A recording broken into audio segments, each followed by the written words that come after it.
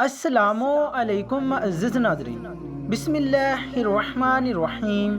ناظرین، ایمان کی خاطر اپنی اولاد قربان کرنے والی ایک بہادر ماں جس کے صبر کی خوشبو آج بھی زمین پر مہکتی ہے، آج سے تقریباً 3000 سال قبل مصر پر ایک ظالم و جابر بادشاہ فرعون کی حکومت تھی، جو نہ صرف ایک جابر اور سرکش بادشاہ تھا بلکہ اس نے خدائی کا دعویٰ بھی کر رکھا تھا اور خدائے حقیقی کو للکارنے کی جرت کی تھی۔ فرعون نہایت ہی بد کردار اور ظالم ترین شخص تھا۔ فرعون نے اپنی رعایا کو حکم دیا تھا کہ وہ اس کے آگے سجدہ کرے، اور جو کوئی بھی اسے سجدہ کرنے سے انکار کرتا وہ اس پر ظلم کے پہاڑ ڈال دیتا، یہاں تک کہ اسے قتل کروا دیتا۔ اس زمانے میں اللہ نے اپنے سچے پیغمبر حضرت موسیٰ علیہ السلام کو مبعوث کیا، جنہوں نے بنی اسرائیل کو اللہ کی طرف دعوت دی اور انہیں جھوٹے خدا کی عبادت سے باز آنے کی ہدایت کی۔ لہٰذا خود فرعون کے محل میں موجود ایک خاتون نے موسیٰ علیہ السلام کے دین کو قبول کر لیا اور اس لا شریک اللہ پر ایمان لے آئی۔ اس خاتون کا نام مشاطہ تھا، جو فرعون کے محل میں خادمہ تھی۔ فرعون نے اسے اپنی بیٹی کی خدمت اور کام کاج کرنے پر مامور کیا تھا۔ ایک دن کا واقعہ ہے کہ وہ خادمہ فرعون کی بیٹی کے بالوں میں کنگھی کر رہی تھی۔ کنگھی کرتے ہوئے اس کے ہاتھوں سے اتفاقاً کنگھی گر پڑی۔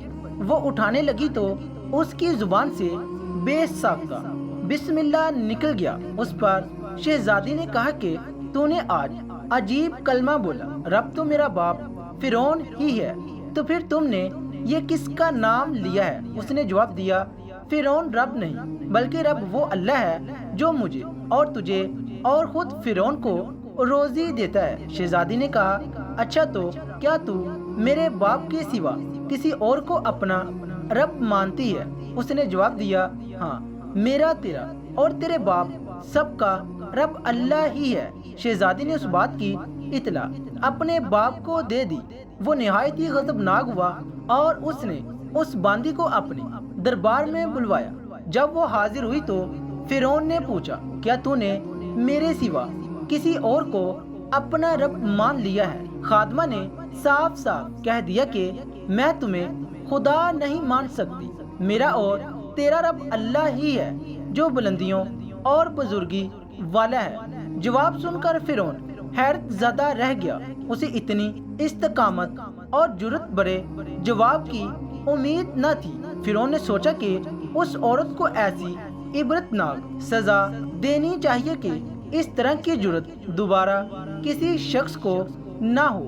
اسے پتا تھا کہ یہ عورت اپنے بچوں سے بے انتہا محبت رکھتی ہے، لہٰذا فرعون نے خادمہ کے بچوں کو اس دربار میں لانے کا حکم دیا۔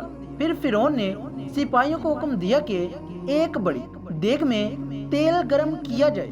جب یہ دیگ خوب تپ گئی تو فرعون نے حکم دیا کہ اس عورت کے تمام بچوں کو ایک ایک کر کے اس کھولتے ہوئے تیل میں ڈال دیا جائے۔ فرعون کا حکم سنتے ہی اس عورت کی آنکھوں کے سامنے اندھیرا چھا گیا۔ خادمہ نے نہایت ہی صبر اور ہمت سے کام لیا۔ سپاہیوں نے اس خادمہ کے ایک بچے کو پکڑا اور اسے گھسیٹتے ہوئے لے جانے لگے۔ وہ بچہ کبھی پکارتے ہوئے اپنی ماں سے مدد طلب کرتا، کبھی سپاہیوں سے رحم کی بھیک مانگتا، کبھی فرعون کی طرف آہیں بھری نگاہوں سے دیکھتا۔ سپاہی اسے دھکیلتے اور گھسیٹتے ہوئے دیگ کے قریب لے گئے۔ خادمہ اپنے بچے کی طرف محبت بڑی نظروں سے دیکھ رہی تھی اور اسے الوداع کہہ رہی تھی۔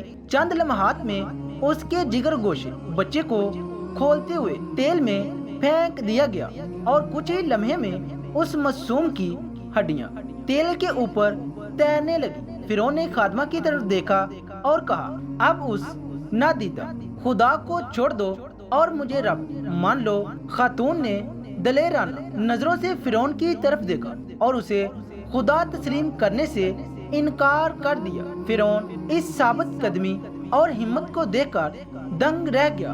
تھوڑی دیر میں اس کے دوسرے بچے کو بھی تیل میں ڈال کر ہلاک کر دیا گیا۔ اب سپاہی اس خاتون کے سب سے چھوٹے بچے کی طرف بڑھے جو شیر خور اور معصوم تھا۔ جب سپاہیوں نے اس بچے کو چھینا تو بچے نے زور سے چیخ ماری، ماں کا کلیجہ منہ کو آ گیا اور اسے ضبط نہ رہا، وہ زمین پر گر پڑی اور زاروں قطار رونے لگی۔ وہ عظمت والا لا شریک خدا اس عورت پر گزرنے والی قیامت سے خوب واقف تھا، لہذا اللہ کی طرف سے ایک معجزہ ظاہر ہوا۔ وہ شیر خور بچہ جو ابھی بول بھی نہیں سکتا تھا، اس کی زبان میں بولنے کی قوت آ گئی۔ بڑے دربار میں بچہ بول اٹھا، اے میری ماں، تو حق پر ہے، بے شک دنیا کی سزا آخرت کے عذاب کے مقابلے میں بہت ہلکی ہے۔ فرعون کے دربار میں موجود لوگ اس بچے کی آواز سن کر حیرت زدہ رہ گئے، لیکن ان کے دلوں پر لگے کفر کے تالے پھر بھی نہ کھلے۔ کچھ ہی دیر میں اس بچے کو بھی دیگ میں ڈال دیا گیا اور یہ بے خطا معصوم موت کے آغوش میں چلا گیا، اپنے تمام بچوں کو اپنی آنکھوں کے سامنے فرعون کے ظلم کی بھیڑ چڑھتے ہوئے دیکھنے کے بعد اس خادمہ کا دل پھٹ پڑا۔ اگر وہ چاہتی تو اپنے معصوم بچوں کو اس دردناک موت سے بچا سکتی تھی، اسے صرف ایک کلمہ کفر پڑھنا تھا، مگر یہ فقط جان بچانے کا ایک بہانہ ہوتا۔ مگر اسے یقین تھا کہ اس کے رب کے پاس اس کے لیے جو کچھ ہے وہ اس ختم ہو جانے والی دنیا سے کہیں زیادہ ہے۔ اب سپاہیوں نے اس خادمہ کو پکڑا اور دھکیل کر اسے دیگ کے پاس لے گئے۔ خادمہ کے ذہن میں ایک بات آئی، اس نے فرعون کی طرف دیکھ کر کہا، رکو، میری یہ درخواست ہے۔ یہ سن کر فرعون کو کچھ امید پیدا ہو گئی۔ فرعون نے کہا، ہاں بتاؤ، کیا خواہش ہے؟ عورت نے کہا، تم میری اور میرے بچوں کی ہڈیاں ایک ساتھ جمع کر کے ایک جگہ دفن کر دینا۔ پھر اس نے اپنی آنکھیں بند کر لی اور اسے بھی دیگ میں پھینک دیا گیا۔ اس واقعے کے 2000 سال کے بعد آخری نبی حضرت محمد صلی اللہ علیہ وآلہ وسلم اس دنیا میں تشریف لائے۔ آپ کو ایک رات معراج کے سفر پر لے جایا گیا۔